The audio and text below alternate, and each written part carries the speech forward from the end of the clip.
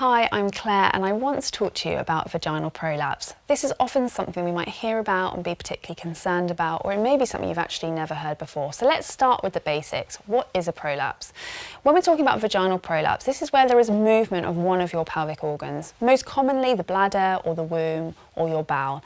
And what you might experience, the symptoms that you might have, are like a heaviness or dragging sensation in the vagina. The sensation there's a bulge there that wasn't there before. Some women describe it as like there's a tampon that's moved and shifted and it feels uncomfortable. So it will depend. Some of you may also experience changes in your bladder and bowel habits. So you might struggle to fully empty your bladder or fully to empty your bowels. So there's a whole variety and it will depend on you. Most importantly, how do we help? My first rule is do not head to Google. If you put vaginal prolapse into Google, you'll head off on a very negative search and it can really impact how you feel and your mood. So my biggest tip is head to a medical professional and seek some support. In the UK, the first line treatment for prolapse is supported pelvic floor physiotherapy with someone like me. So you would see me in clinic and I would assess your pelvic floor and we would help rehabilitate your pelvic floor and your body to get back to what you love.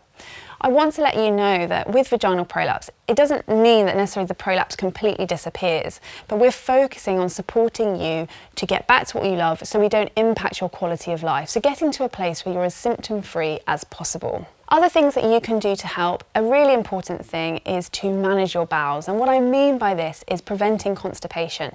So you're not spending time on the toilet straining because this pressure can worsen your symptoms. Another helpful thing are pessaries, so vaginal pessaries, and these are devices, there's a variety available that are placed inside the vagina to support the vaginal walls, and these can be really helpful for women either early postpartum or later on in life to support them getting back to what they love. They don't necessarily need to be used forever, but they can be really helpful for short times.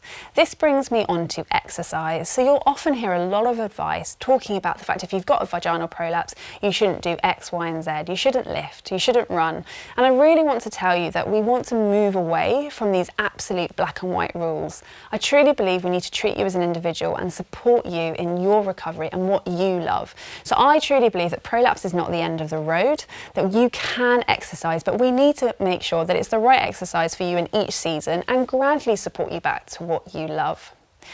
Another concern that women have if they have a prolapse is, can I have sex? Is it okay? It's absolutely safe to have sex with a prolapse. Some women will experience discomfort, so you might want to try different positions and make sure you're using a good lubricant, but it's absolutely fine and it's just, again, working with your body and what works for you. So I hope this reassures you if this is a journey that you're on or it's something that you're worried about, that there absolutely is help, and I really hope that you can reach out and find it.